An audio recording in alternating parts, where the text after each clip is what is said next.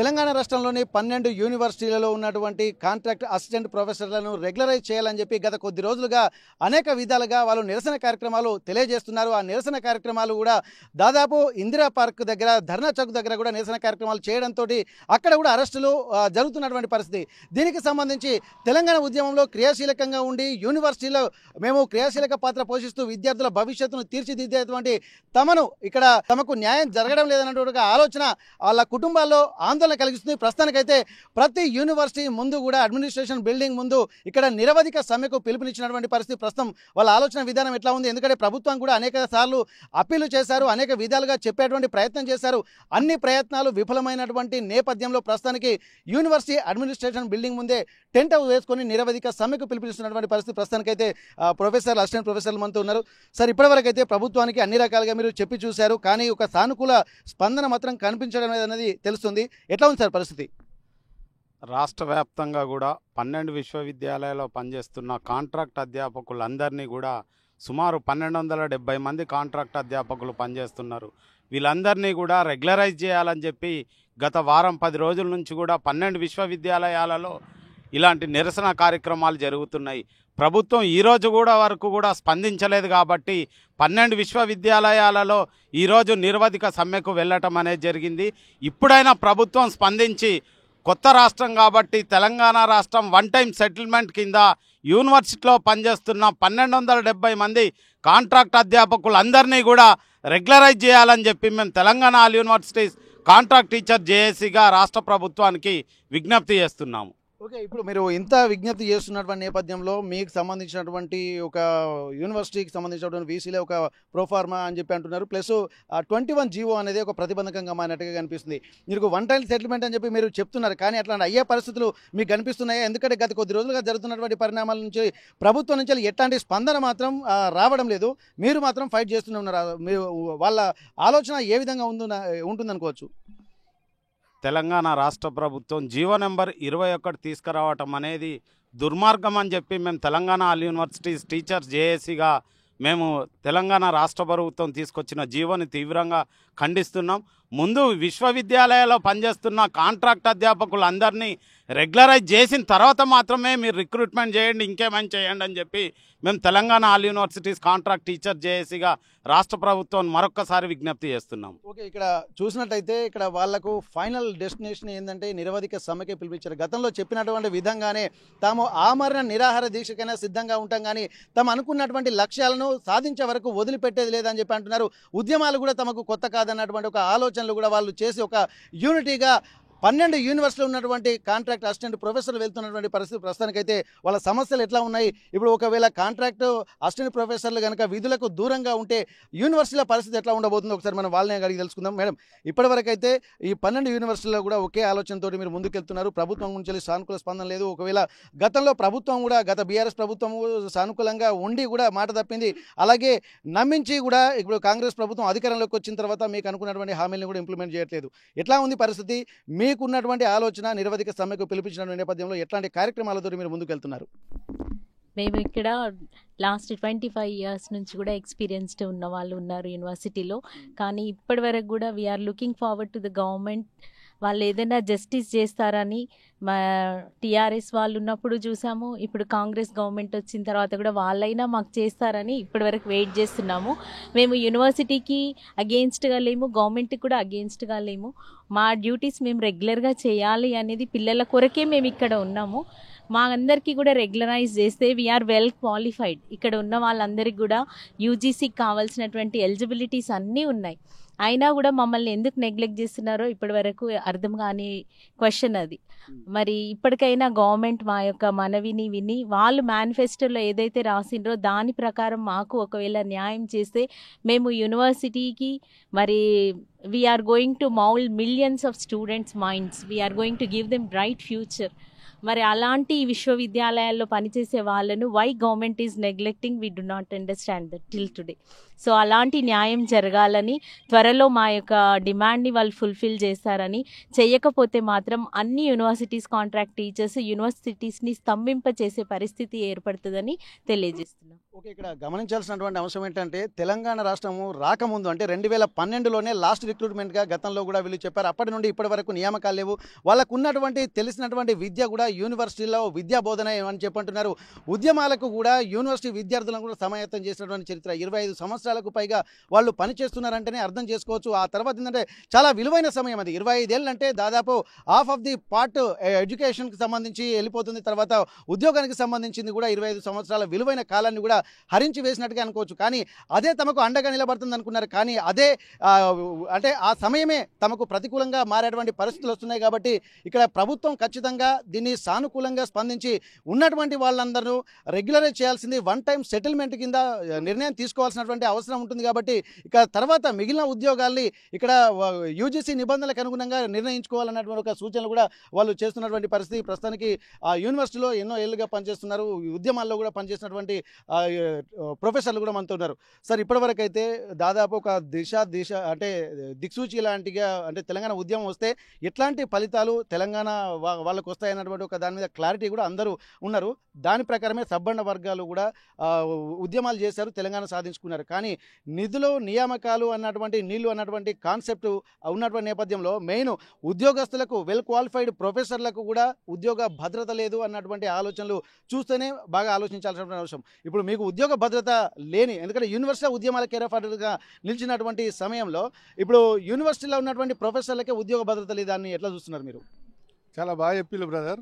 ఎందుకంటే తెలంగాణ పోరాటం జరిగిందే బతుకులు బాగుపడతాయని. మీరు అన్నారు నీళ్లు నిధులు నియామకాలు రావాలనే కోరుకున్నాం. కానీ అదే సందర్భంలో ఈ రాష్ట్రంలో ఉన్న 12 యూనివర్సిటీల్లో విద్యను భుజాల మీద మోసిన కాంట్రాక్ట్ టీచర్లను రెగ్యులరైజ్ చేసిన తర్వాతనే నియామకాలు చేయాలి. ఎందుకంటే ఇది వాళ్ళు చెప్పిళ్ళు, మేము చేస్తామన్నారు, గత ప్రభుత్వం అన్నది మేము చేస్తామంటే తిరిగినాం, ఎక్కని గడపలేదు, మొక్కని రాయలేదు, అయినా కూడా 10 సంవత్సరాలు అది అట్లా వెళ్ళిపోయింది. తర్వాత వచ్చిన ప్రభుత్వం కూడా ఒక హామీ ఇచ్చింది, మేనిఫెస్టోలో పెట్టింది, మేము రాగానే రెగ్యులర్ చేస్తామంటే నమ్మినాక వాళ్ళని మాజీలను చేసినాం, వీళ్ళని తాజాలను చేసినాం. వీళ్ళేం చేసినారు, రాగానే ప్రజాభవన్ అని ఒకటి పెట్టిళ్ళు, మాది ప్రజాస్వామిక ప్రభుత్వం, మేము వెంటనే ప్రజలు ఏం కోరుకుంటే అది తీరుస్తాం అన్నారు. ప్రజాభవన్కు రావాలి, ఒక అర్జీ ఇస్తే చాలు మీ సమస్యలన్నీ తీరుతాయంటే మేము అందరం 12 యూనివర్సిటీలు పోయి ఆడ పోయి కూర్చున్నాం. కానీ ఏం జరిగింది, 15 నెలలు జరిగిపోయింది. మేము అర్జీ పెడితే దాని ఫలితం ఏమొస్తాం అనుకున్నాం, మా రెగ్యులరైజ్ అవుతాం అనుకున్నాం. కానీ ఏకదమ్మున తీసుకొచ్చి 21 జీవోని తీసుకొచ్చి మీ అందరినీ బయటికి పంపుతాం, మేము అంతా కొత్త క్వాలిటీ కావాలనుకుంటున్నాం అనే ఒక కాన్సెప్ట్తో ఒక 3 రకాల ఒక ఫిల్టర్ పెట్టిళ్ళు. ఆ ఫిల్టర్ పెట్టిన వాళ్ళు మరి ఎన్ని ఫిల్టర్లు వచ్చిలో వాళ్ళే చెప్పాలి, మరి పత్రికా ముఖంగా మీడియా ముఖంగా వచ్చి చెప్పాలి. మేము అన్నీ సరే ఎవరు ఏం చేసినా మేము అల్టిమేట్గా కోరుకునేది ఏంది, ఉద్యోగ భద్రత కోరుకుంటున్నాం. 20 సంవత్సరాల నుంచి ఈ రాష్ట్రంలో ఈ యూనివర్సిటీలు ఇట్లా బాగుపడ్డాయంటే మేమే కారణం. కాబట్టి మా జీవితాలు కూడా బాగుండాలని కోరుకుంటున్నాం. అది చేయడం కోసం ఇట్లా అది చేస్తలేరు అని అనుకున్నాం, చేస్తారు కావచ్చు అనుకున్నాం. కానీ ఏకదమ్న 21 తీసుకొచ్చేసరికి ఒక రకమైన భయం బయలుదేరేసరికి అందరం రోడ్ల మీదకి రావాల్సి వచ్చింది. మేము చెప్పిన విద్యార్థులు అట్లా ముందు పోతుంటే వాళ్ళ ముందు మేము రోడ్ల మీద కూర్చోవాల్సిన పరిస్థితి వచ్చింది. ఈ పరిస్థితి కాదు కదా ప్రజాస్వామిక ప్రభుత్వం చేయాల్సింది. కాబట్టి గౌరవ ముఖ్యమంత్రి రేవంత్ రెడ్డి గారిని కోరుకుంటున్నాం, ఇట్లాంటి జీవోలు ఎన్నైనా తెచ్చుకోండి. కానీ ముందుగా మీ ఇక్కడ పనిచేస్తున్న ఉద్యోగులను ఎవరైతే కాంట్రాక్ట్ టీచర్లు ఉన్నారో వాళ్ళందరినీ రెగ్యులరైజ్ చేసినాక నింపుకోండి. మేము అందరం కోరుకుంటాం యూనివర్సిటీలు బాగుపడాలి, ప్రభుత్వ యూనివర్సిటీలు ఉండాలి అనుకుంటున్నాం. ప్రైవేట్ యూనివర్సిటీలను పక్కకు పెట్టండి, గవర్నమెంట్ యూనివర్సిటీలను బలపరచాలంటే కాంట్రాక్ట్ ఉద్యోగులను రెగ్యులర్ చేయాలి. ఇదే మా డిమాండ్. ఆ డిమాండ్ సాధించే వరకు ఈ టెంట్ ఇట్లే నడుస్తాయి, ఇవన్నీ నడుస్తూనే ఉంటాయి. ఓకే, ఇక్కడ 25 సంవత్సరాల నుండి కూడా వాళ్ళకు కొన్ని హామీలు ఇచ్చారు. ఒకవేళ హామీలు ఇవ్వకపోతే ఆల్టర్నేట్ చూసుకునే వాళ్ళు కావచ్చు. కానీ ప్రతిసారి ఎవరు వాళ్ళ అవసరాలను దృష్టిలో పెట్టుకునే హామీలు ఇచ్చుకుంటూ 25 సంవత్సరాల నుండి, అంటే తెలంగాణ ఉద్యమం రాకముందుకు ఒక రకమైనటువంటి హామీ, తెలంగాణ వచ్చిన తర్వాత కూడా రెగ్యులరైజ్ చేస్తామని చెప్పి ఒక రకమైనటువంటి, అది ప్రభుత్వం మారుతున్నటువంటి సమయంలో కూడా మళ్ళీ కొత్త ప్రభుత్వం వచ్చేటువంటి సమయంలో కూడా కొత్త ప్రభుత్వం అయినా తమ సమస్యలను పట్టించుకుందన్నటువంటి ఒక నమ్మి ఇక్కడ ఒక ప్రభుత్వాన్ని ఏర్పరిచే దాంట్లో కృషి చేశారు.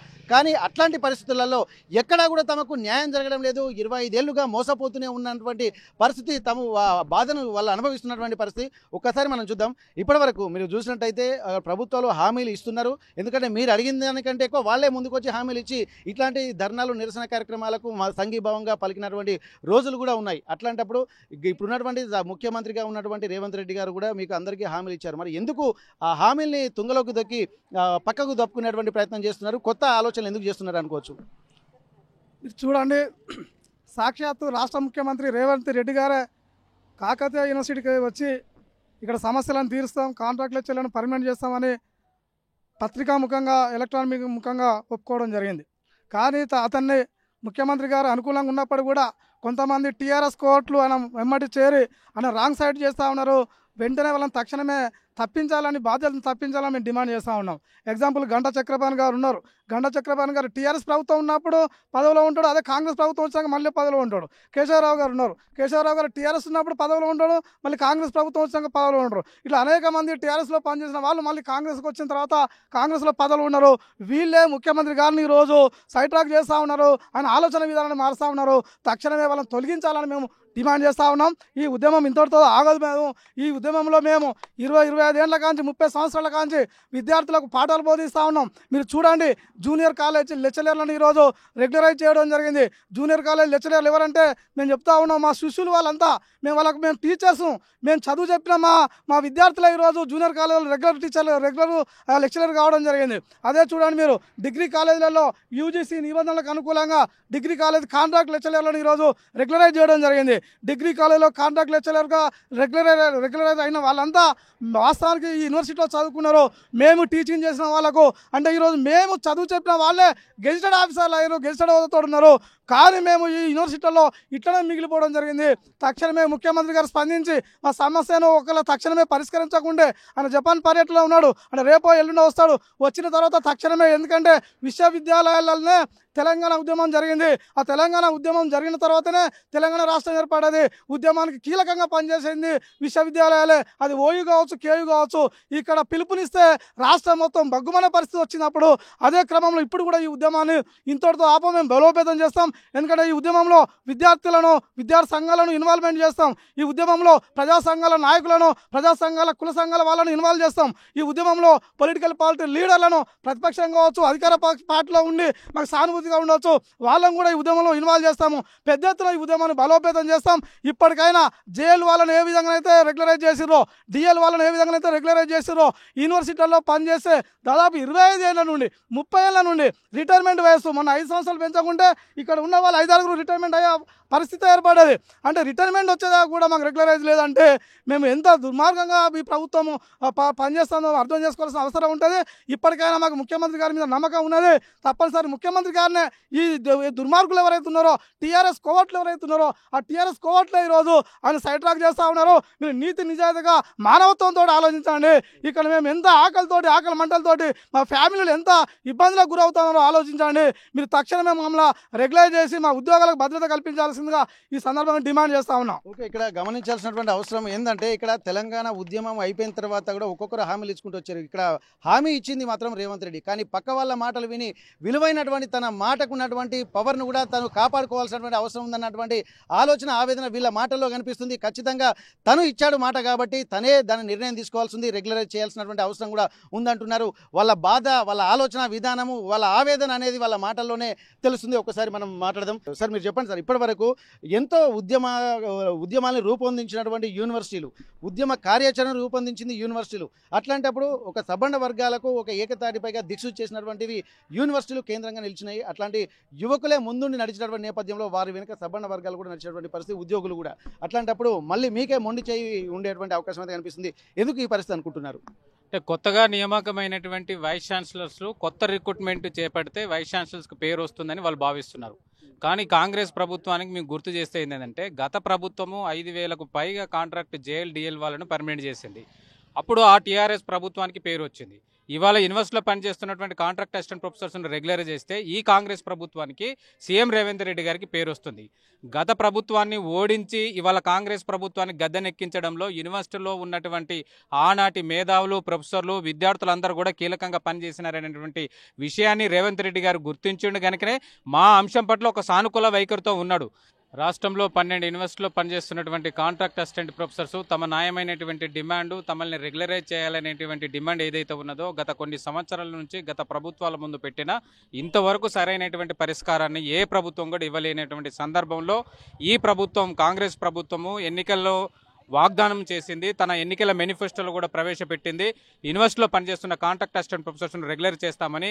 గత 15 నెలల నుండి మేము అనేక రకాలుగా మంత్రులను, ఎమ్మెల్యేలను, అదేవిధంగా చీఫ్ మినిస్టర్ గారిని కూడా కలిసి కూడా మా యొక్క సమస్య పట్ల సానుకూల వైఖరిని ప్రకటించమని కూడా అడిగినప్పటికీ కూడా ఇంతవరకు సమస్య పరిష్కారం కాలేదు. కనుకనే ఇవాళ అన్ని 12 యూనివర్సిటీలో ఉన్నటువంటి కాంట్రాక్ట్ అసిస్టెంట్ ప్రొఫెసర్స్ నిర్వధిక సమ్మెకు వెళ్తున్నారు. అదే సందర్భంలో కాకతీయ యూనివర్సిటీ అడ్మినిస్ట్రేషన్ బిల్డింగ్ ఎదురుగా కూడా కేయూలో పనిచేస్తున్నటువంటి కాంట్రాక్ట్ అసిస్టెంట్ ప్రొఫెసర్స్ అందరూ కూడా తమల్ని రెగ్యులర్ చేయాలని డిమాండ్ చేస్తూ ఈరోజు బడ్జెట్లోనూ అదేవిధంగా సెల్ఫ్ ఫైనాన్స్ కోర్సులో పనిచేస్తున్నటువంటి అందరూ కాంట్రాక్ట్ అసిస్టెంట్ ప్రొఫెసర్స్ కూడా రెగ్యులర్ చేయాలనే డిమాండ్ తోటే ఇవాళ నిర్వధిక సమ్మెకు పోయినాము. ఈ నిర్వధిక సమ్మె ఖచ్చితంగా ఇది కొనసాగుతుంది. ప్రభుత్వం దిగి వచ్చి సమస్య పరిష్కరించేంత వరకు కూడా ఇది కొనసాగుతుందని కూడా తెలియజేస్తాం. మీరు చెప్పండి సార్, ఎట్లాంటి పరిస్థితులు రాబోతున్నాయి? మీ ఆలోచన విధానం ఎట్లా ఉండబోతుంది? ప్రభుత్వం స్పందనను కరువవుతున్నటువంటి నేపథ్యంలో మీ తదుపరి కార్యాచరణ ఎలా ఉండబోతుంది?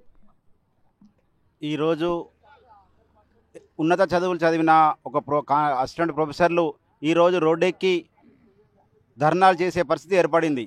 ఎందుకంటే గతంలో ప్రపంచ బ్యాంకు షరతుల ప్రకారం అనుకుంటూ ఒక 20-25 ఏళ్ళ నుండి కాంట్రాక్ట్ వ్యవస్థను క్రియేట్ చేసి అప్పటి నుండి మా యొక్క జీవితాలు, ఎందుకంటే నోటిఫికేషన్ లేకపోవడం, రోస్టర్ పైన జరగకపోవడం వల్ల కాంట్రాక్ట్ వ్యవస్థలోనే పనిచేస్తున్నాము. కానీ ఈరోజు మన గతంలో ఇది ఉన్న టీఆర్ఎస్ ప్రభుత్వము రెగ్యులరైజ్ చేస్తాము, మీ కాంట్రాక్ట్ వ్యవస్థ అందరినీ ఏది జేఏలు, డిఏలను, మిగతా ప్రభుత్వ ఉద్యోగ శాఖల్లో ఉన్న అందరూ ఉద్యోగులను రెగ్యులరైజ్ చేస్తామన్నారు. దానిలో భాగంగా మమ్మల్ని సర్టిఫికేట్ వెరిఫికేషన్లో పూర్తి చేశారు. కానీ చివరికి వచ్చేసరికి రెగ్యులరైజ్ చేయకుండానే వెళ్ళిపోయారు. తర్వాత ఉన్న ప్రభుత్వము, ఈ కాంగ్రెస్ ప్రభుత్వం వచ్చింది, ప్రజాప్రభుత్వం, ఇది రెగ్యులరైజ్ చేస్తాము, వీళ్ళ మేనిఫెస్టోలో కూడా మిగిలిపోయిన ఉద్యోగులను కూడా రెగ్యులరైజ్ చేస్తామని చెప్పడం జరిగింది. కాబట్టి రెగ్యులరైజ్ చేస్తారు. ఎందుకంటే యూనివర్సిటీ ఉన్నత విద్యను బాగు చేసింది అంటూ ఉంటే గత 10 ఏళ్ల కింద గతంలో కూడా కాంగ్రెస్ ప్రభుత్వమే విద్యా వ్యవస్థను పట్టించుకున్న సందర్భాలు ఉన్నాయి. తర్వాత వచ్చినటువంటి టీఆర్ఎస్ ప్రభుత్వము విద్యా వ్యవస్థను మొత్తం నిర్వీర్యం చేసింది. కాబట్టి మేము ఏమనుకున్నామంటే ఈ కాంగ్రెస్ ప్రభుత్వము విద్యా వ్యవస్థను బాగు చేస్తుందని గతంలో చూసినాం. కాబట్టి విద్యా వ్యవస్థను బాగు చేస్తుంది, మమ్మల్ని రెగ్యులర్ చేస్తుంది అని ఆశించి ప్రభుత్వానికి మేము వత్తాసు పలికినాము. కానీ ఇప్పుడు చూసినట్లయితే మా యొక్క బాధను ఒక హైయర్ ఎడ్యుకేషన్ కౌన్సిల్ ముందు చెప్పుకోవడానికి, ఎందుకంటే మేము ప్రొఫెసర్లము, అందరిలాగా రోడ్ల మీద మేము పడి ఉద్యమం చేయలేము, ఇది వైలెన్స్ దిగలేము. కాబట్టి మేము శాంతియుతంగా చేయడానికి ప్రయత్నాలు చేసినాము. కానీ ఈ ప్రభుత్వము ఎందుకంటే మమ్మల్ని ఒక దోషుల్లాగా క్రియేట్ చేసి అర్ధంతరంగా అక్రమంగా అరెస్ట్ చేయడం జరిగింది. కాబట్టి మా యొక్క వాయిస్ అనేది గౌరవ సీఎం గారి దృష్టికి పోవట్లేదు. ఎందుకంటే మధ్యలో చాలామంది అధికారులు తప్పుదోవ పట్టించి ఈ యూజీసీ కింద ఉంటుంది, ఇది వేరే ఉంటుందని వాళ్ళని తప్పుదోవ పట్టిస్తున్నారు. కాబట్టి మేము సీఎం గారికి మా విషయం తెలవాలని ఎట్లా చేయాలి? కాబట్టి ప్రజాస్వామ్యంలో మాకున్న హక్కులు, సభలు, సమావేశాలు ఈ విధంగా తేలజేయడం తప్ప మాకు వేరే మార్గం లేకుండా పోయింది. కాబట్టి మేము ఉన్నత చదువులు చదివినా మేము ఈ యొక్క టెంటులు వేసి మేము మా యొక్క విన్నపం ఏదైతే ఉంటుందో మమ్మల్ని రెగ్యులరైజ్ చేయండి. మొదటిగా మమ్మల్ని రెగ్యులరైజ్ చేసిన తర్వాత మిగతా పోస్టులు ఏవైతే ఉంటాయో రిక్రూట్మెంట్ చేసుకోండి. విశ్వవిద్యాలయాల్లో పనిచేస్తున్న కాంట్రాక్ట్ లెక్చరర్స్ని మా వల్ల ఎన్ఐఆర్ఎఫ్ ర్యాంకింగ్ మరుగుపరుచుకుంటున్నారు, పీసీఐ పర్మిషన్, ఏఐసిటి పర్మిషన్ తెచ్చుకుంటున్నారు, మమ్మల్ని పూర్తిగా వాడుకొని వదిలేస్తున్నారు. ఇలా తక్కువ జీతానికి మమ్మల్ని రెగ్యులర్ చేయడంలో మాకు కొంతమంది 3-4 పెద్దలు అడ్డుపడుతున్నారు. వాళ్ళు ఎవరంటే గంటా చక్రపాణి, ఆ తర్వాత ఓయూ ప్రొఫెసర్ కుమార్ గారు, జేఎన్టీ ప్రొఫెసర్ వేణుగోపాల్ రెడ్డి గారు, వీళ్ళు 3-4 అడ్డుపడడం వల్ల మా సమస్య సీఎం దృష్టికి వెళ్ళినా కానీ అక్కడ మమ్మల్ని వీళ్ళు చిన్న చూపు చూసి వీళ్ళని రెగ్యులరైజ్ చేయకుండా వాళ్ళు కొత్తగా రిక్రూట్మెంట్ చేస్తే వాళ్ళు ఒక్కొక్క పోస్టుని 50 లక్షలకు, ₹1 కోటి అమ్ముకుందామని వాళ్ళు ఒక పథకాన్ని రచించి మమ్మల్ని అన్యాయం చేస్తున్నారు. కాబట్టి మమ్మల్ని రెగ్యులర్ చేసి మా జీవితాల్లో వెలుగు నింపాలి, ఈ యూనివర్సిటీలను కాపాడాలి. అలా కాపాడకపోతే కొత్తగా రిక్రూట్మెంట్ చేయడం వల్ల ఏమవుతుందంటే నేషనల్, ఇంటర్నేషనల్ లెవెల్లో వాళ్ళకి పీడిఎఫ్లు, పిహెచ్డీలు ఉంటాయి. కానీ ఇక్కడ గ్రామీణ నేపథ్యంలో ఉండే విద్యార్థులతో వాళ్ళు మమేకం కాకుండా వాళ్ళకు టీచింగ్ విలువలకు పర్ఫెక్ట్గా న్యాయం చేయలేరు. ఒక టీచింగ్ పర్ఫెక్ట్గా చేయలేరు.